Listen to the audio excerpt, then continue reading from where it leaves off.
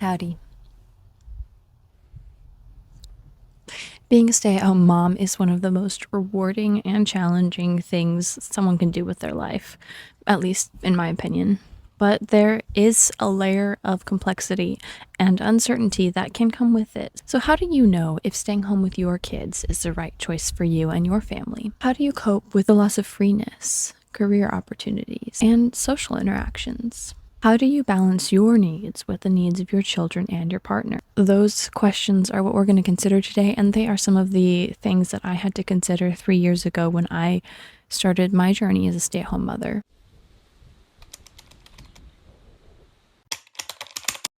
Before I had my first child, I was very sick. I had problems that had to be seen by a plethora of doctors who diagnosed me with anything from lupus to irritable bowel syndrome to chronic fatigue syndrome. And there was a moment there where the doctors thought I had leukemia. It's a long story.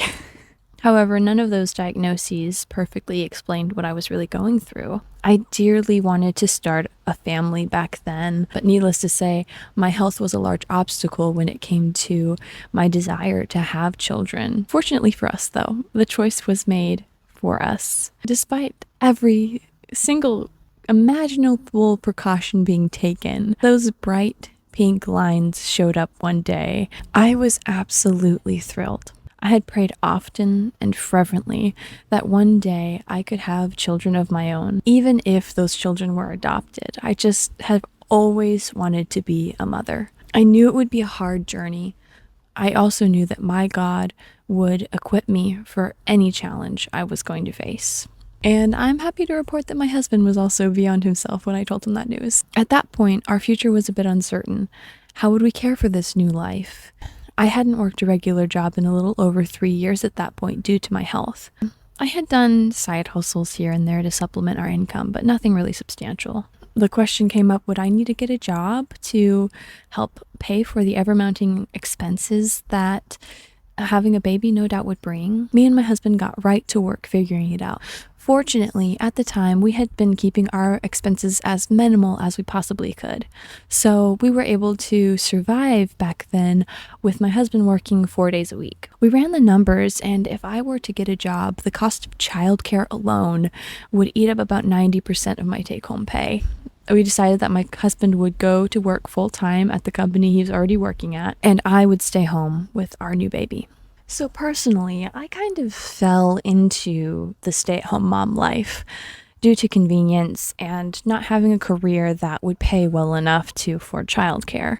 Don't get me wrong when I say that. It's literally been my dream since I was 12 years old to have a child of my own and to stay home with them. But I really, at the time, thought that that was not going to be my life. I thought that life was for someone else, and I was given this other life, so I was going to make the best of it. Nearly 3 years later, though, I am still going strong on this stay-at-home mom journey. And despite the drawbacks I often face and the struggles, I absolutely love it.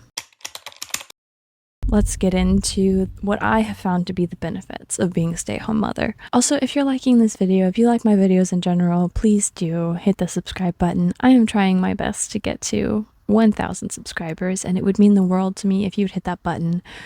Thank you so much. Also, hit the like button if you're enjoying it, please. It really just makes my day. Thank you. Thank you. What do I love about being a stay-at-home mom? I get to witness and participate more fully in my baby's development and see her milestone. I get to see my baby grow and learn and discover new things each and every day. I get to teach her, play with her, and cuddle her. I get to be her first teacher, her best friend, and her biggest fan. I have more time and flexibility to manage my household. I get to plan our meals, I do the laundry, and I run our errands, oftentimes without having to rush, which feels really nice. I also am able to take better care of our health, our finances, and look after our future. I am the CEO of our family, and I am drunk with power. I jest, but I really do enjoy it at intervals. The flexibility of being a stay-at-home mom really is it's a wonderful gift. I have more control and influence over my baby's upbringing and education. I get to choose what she eats, making sure that she is getting enough to eat and enough vital nutrients. I get to be more careful about what she wears, what she watches, what she learns. I get to decide what activities she's experiencing, what's shaping who she's becoming, what's shaping her worldview. I get to instill in our child our family's beliefs and traditions and our values. This one might be a little controversial. I do think that I have a stronger bond with my child, and I am able to have more time and energy to communicate effectively with my husband. What are the challenges I've experienced being a stay-at-home mother? It's not necessarily a walk in a park all the time. It is a full-time, highly demanding, never-ending job. These things are things I've struggled with, but they are things that you might struggle with if you do decide to become a stay-at-home mom, and so that's why it's important to consider them. Sometimes I do struggle with my sense of identity and self-esteem. I know that I'm not the same person that I used to be before I entered this role, and that can be a little bit challenging. I feel very different. I often wonder if others see me as valuable, capable, and interesting, seeing as that my whole world pretty much revolves around my child and her upbringing.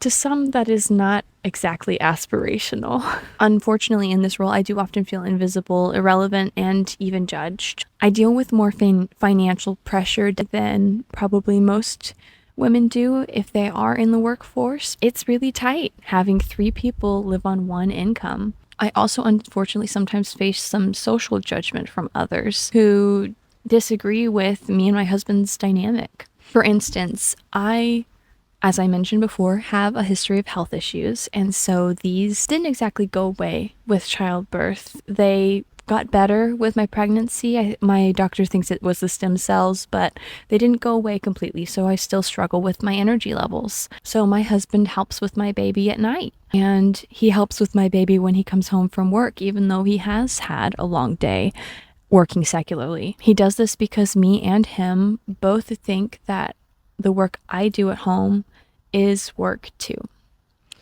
But some very outwardly disagree with that, unfortunately.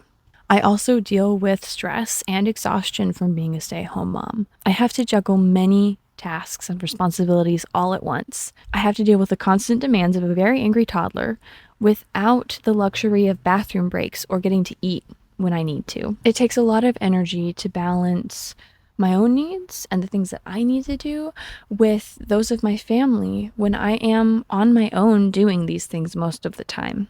I sometimes feel overwhelmed, frustrated, and burned out. So there's some pros, there's some cons. What are some things that might help us to deal with the cons and make the pros even a little more sweet? Here are some things that I've used that help me make it work. I try to set realistic goals and expectations for myself and for my family. I don't try to do everything or to be perfect.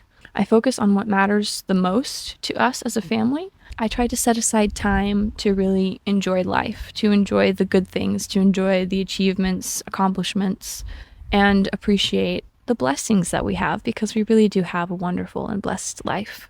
I do my best to seek help and support from others around me.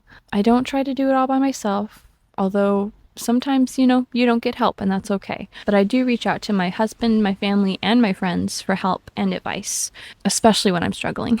Another thing I have found helpful is I pursue and nurture my own passions. I try not to neglect myself in my role as a stay-at-home mother. I carve out time for myself and for my hobbies, specifically 30 minutes a day, because it seems to be all that I can manage at this point in my life. But you know what? It actually is such a refreshing time, and I highly recommend that you do this too if you're a stay-at-home mom. We all need a little bit of me time.